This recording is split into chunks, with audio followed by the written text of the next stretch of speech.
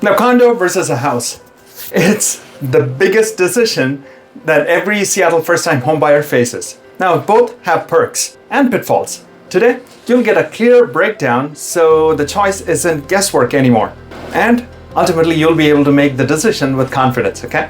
Hey, Ravi Ramachandran with the Rams Group here. Now, we guide homebuyers and sellers across the Seattle and East Side areas through important decisions just like this. Now, let's dive into the real difference between purchasing a condo versus a single family home in 2025, shall we? First, the cost and affordability. Now, condos tend to be more affordable upfront. An average Seattle condo is around $550,000.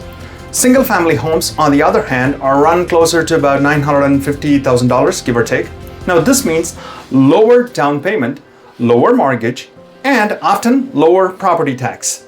But condos carry this component called the monthly homeowners association fees, which is something for you to be aware of, which can easily range between $500 to $800 a month, sometimes higher for luxury buildings. Next, the maintenance and lifestyle. Condos offer convenience, exterior maintenance and landscaping, as well as amenities are all handled by the homeowners association, HOA. Now that saves time, but you lose control. And want to paint your door red?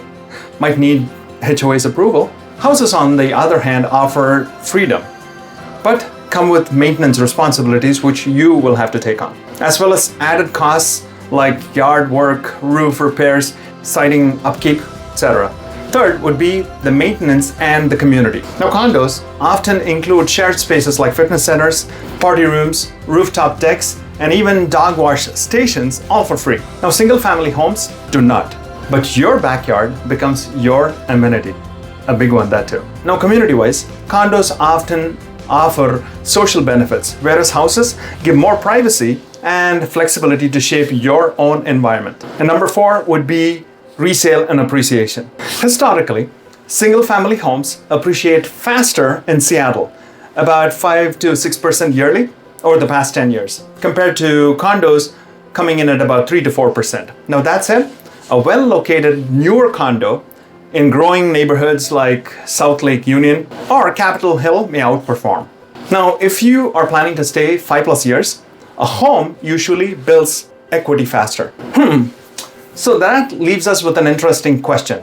Who should buy what? A condo or a house? Now, condos are ideal if you're a young professional, want low maintenance, or anticipate moving within, say, the next 5 years. Houses, on the other hand, are better if you are starting a family, want outdoor space, or plan to stay a little longer term.